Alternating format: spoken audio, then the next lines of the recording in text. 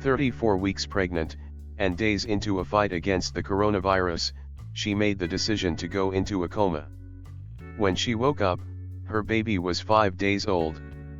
Angela Primakenko was 27 years old, 34 weeks pregnant, and days into a fight against the coronavirus when she made the decision, with the advice of her doctors, to go into a medically induced coma.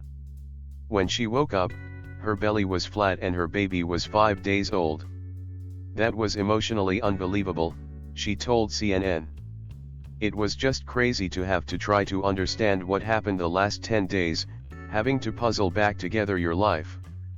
Primakenko lives in Washington, a state that has gotten a lot of attention as the COVID-19 outbreak has grown in the US.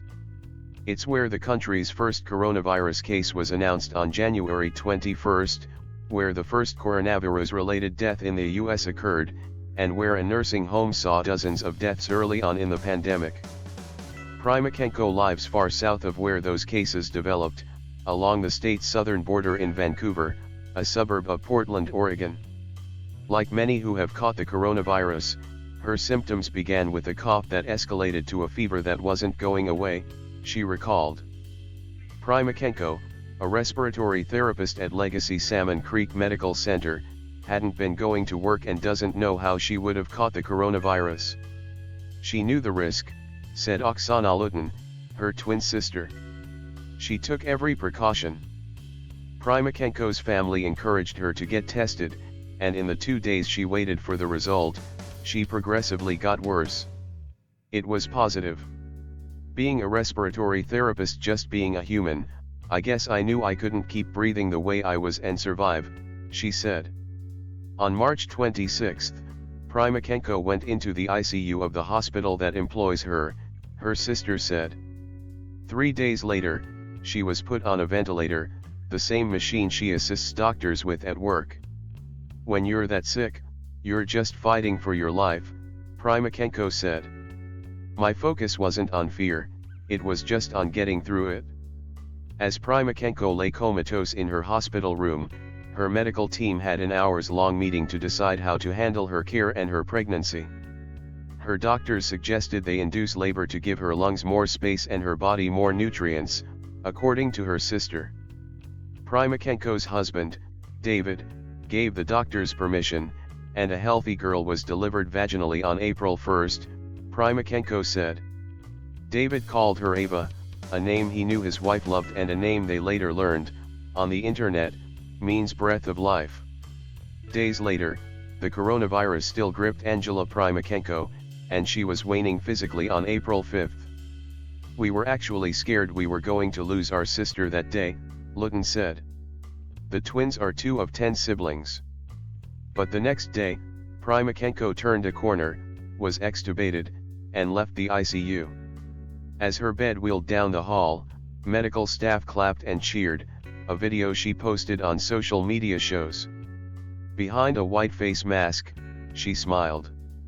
Now at home, Primakenko has been able to hug her husband and see her 11-month-old daughter Emily while wearing a mask.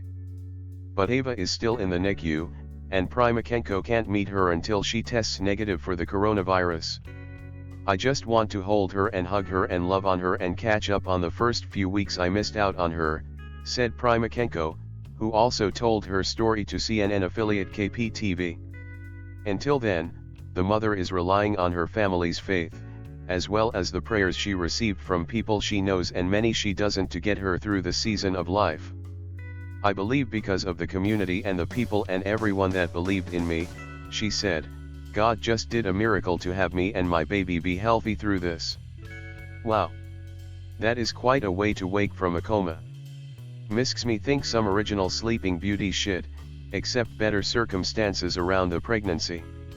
I can't even imagine how scary that was for her, especially as a respiratory therapist.